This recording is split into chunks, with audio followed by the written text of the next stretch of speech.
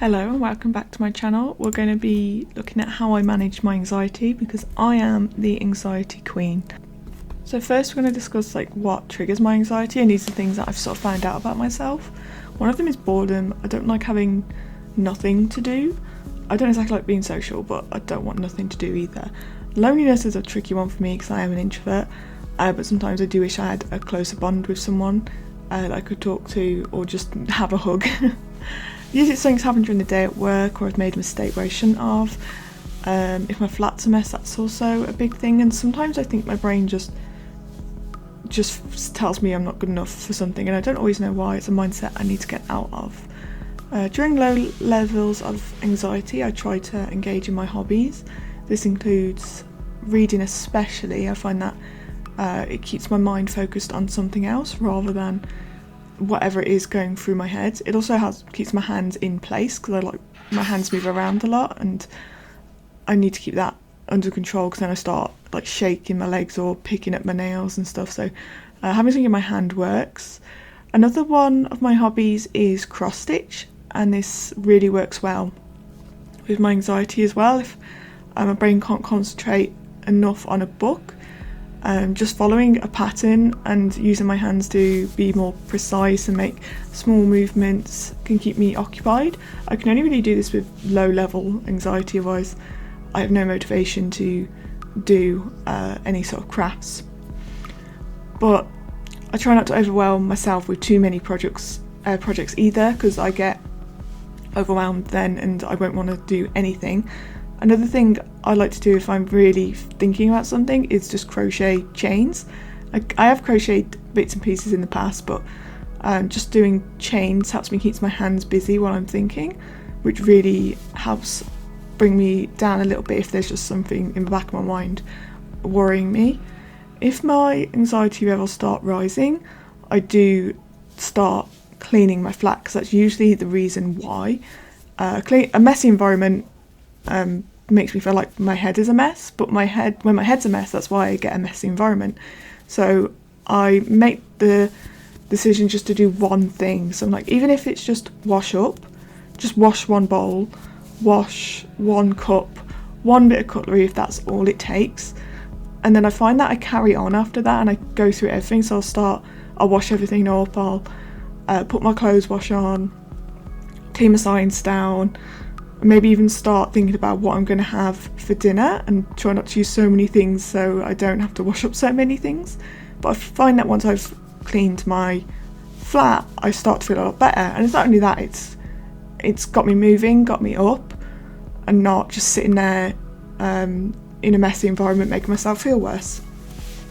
So I do try and do that, at least one thing, where my anxiety level starts to rise. Another one of my things is to water my plants, because I forget I have them, and most of my plants are fake, but I do have some live ones, and so far I'm doing well, and just that gentle reminder that I need to care for something helps. My favourite one is walking. That really helps in all levels of my anxiety, I find, especially this time of year, because I love autumn. I love the colours and the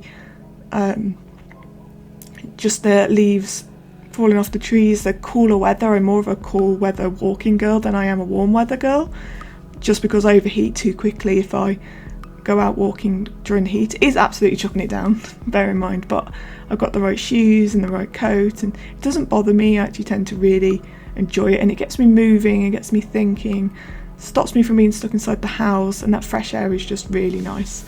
And on my way back it was chucking it down even more, but I couldn't help filming because of the trees were just so beautiful. I just love those colours, and I wanted to do at least 10 minutes, just the 10 minutes.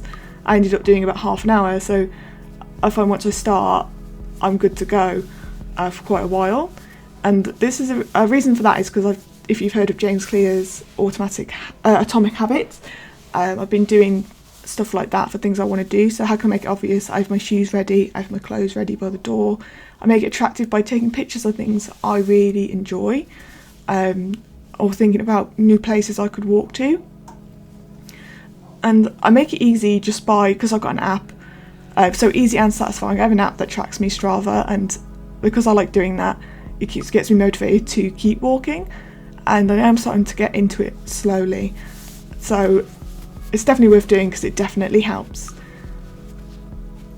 Another one is have a cup of tea. Not your like traditional British tea as people might see it. I'm not a fan of that. I actually don't like it, but I do like fruit teas. I also, as you can see, I'm Twinings Twinings fan. This one I'm having is the detox one. I tend to put a drop of honey in my tea because I'm a bit of a sweet tooth, but I don't like putting sugar in it, and I don't really like sweeteners either. So for me, it's honey all the way, and it just tastes nice overall. And when I was making this, I forgot that hot water will steam up my camera. But there we go. If I'm staying in, I'll have it in a mug like that. But if I'm going out, I put it in a flask, and it lasts pretty much all day. I don't drink a lot of tea, so it does last me quite a while in the flask. But I definitely find it just keeps me away from those energy drinks. When I have high anxiety, I get really bad. I struggle with basic self-care. I shake and I cry and I panic, and it's kind of one of the hardest things I have to go through. And because there's only me, I have to learn to sort of pick myself up. I don't really want to talk to anyone. I just need to focus on myself, and I've found that the best way for me is kind of like meditating. I'm not exactly sure if I'm doing it right, but I tend to just sit somewhere where I'm comfortable, and I close my eyes or I look around and I let myself feel what I feel, and I tell myself, what am I feeling? Why am I feeling it? Can I control what's causing this? So if I'm like scared about something that's out of my control, then I need to calm myself down, because no matter what I do, it's not going to help. And then if it's something I can control, I think, okay, what steps can I take to fix this situation? And also just say things in my head like, I am good enough, I'm going to be okay. Look around you, look what you got around you, like sort of like a gratitude thing. And then if it gets too much, I start focusing on my breathing. So slow breathing, I focus on different parts of my body. If thoughts come into my mind, I just let them go. And once I've sort of breathed through it, I tend to feel better. And sometimes I even dare myself to panic. Like, I just say to myself, go on then. Go on, panic, cry, do it right now. Let it all out, feel your emotions. And most of the time I don't. It sort of stops me, and it's really weird. So thank you for watching this video. It's just a kind of overview about how I manage some of my anxiety symptoms. It's not an extensive list. I do a lot of other things. It depends on how I feel. I do a lot of gratitude and journaling as well. I try to do something active, or sometimes I just lie on the floor and let myself feel, because I don't think I should stop my emotions. I just need to understand them, and then that way I can help sort of realise what's causing them, and just how to control myself better and realise that it's not all as bad as I think it is. But thank you for watching. Please like and subscribe if you like my content. Bye.